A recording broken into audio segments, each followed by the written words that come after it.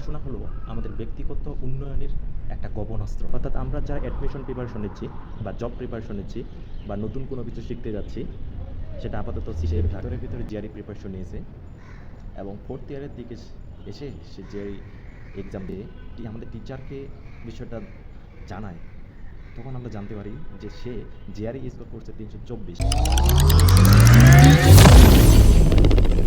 কোনো কিছু শিখতে চায় বা জ্ঞান অর্জন করতে চায়, সেটা যদি অনেক আগে জানাজানি হয়ে যায় বা আশেপাশে মানুষ জানতে পারে, বন্ধুবান্ধব, আত্মীয়স্বজন, সেটা নিয়ে অনেক সময় সমালোচিত হয়। অনেক সময় তখন আমরা নিরুৎসাহিত হই। এই সমালোচনা থেকে মূলত রক্ষা পাওয়ার জন্য পড়াশোনা সিক্রেটভাবে করাই অনেকটা যুক্তিসঙ্গত বলে আমি মনে করি। আমাদের অনেকে যারা বড় বড় স্বপ্ন দেখে, তারা কখনো চান না তাদের প্রস্তুতির মাঝে তার কী করতেছে, কিসের প্রস্তুতি নিচ্ছে তা জানুক। তারা চায় তাদের প্রস্তুতি শেষ হোক, তারা সফল হোক, দেন মানুষ সেটা জানুক। এমনই এক ঘটনা হচ্ছে, আমার ডিপার্টমেন্টের এক বন্ধু, তাকে দেখে কখনোই মনে হয়নি যে সে পড়াশোনায় এত বেশি সিরিয়াস। সে ভিতরে জিআরই প্রিপারেশন নিয়েছে এবং ফোর্থ ইয়ারের দিকে এসে সে জিআরই এক্সাম দিয়েছে এবং একটা ভালো স্কোরও করছে।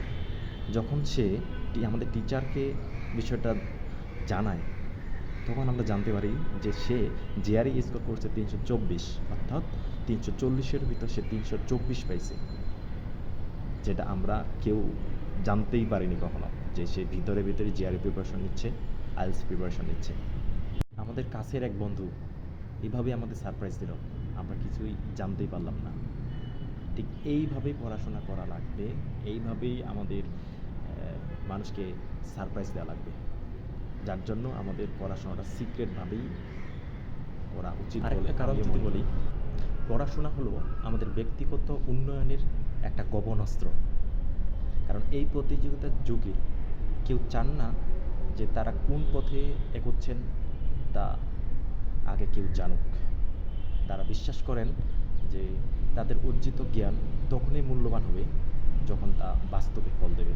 আমাদের আশেপাশে অনেক বন্ধু বান্ধব আছে যারা অনেক সুন্দরভাবে কথা বলতে পারে, যাদের আর্ট নলেজটা অনেক বেশি থাকে, অর্থাৎ কোনো কিছু প্রশ্ন করলে তারা যুক্তিসঙ্গতভাবে একটা উত্তর দিতে পারে, যেটা অনেক সময় আমাদের ইমপ্রেস করে। নতুন বই পড়তে পারবো, যত বেশি বই পড়বো আমাদের জ্ঞান তত বেশি সমৃদ্ধ হবে।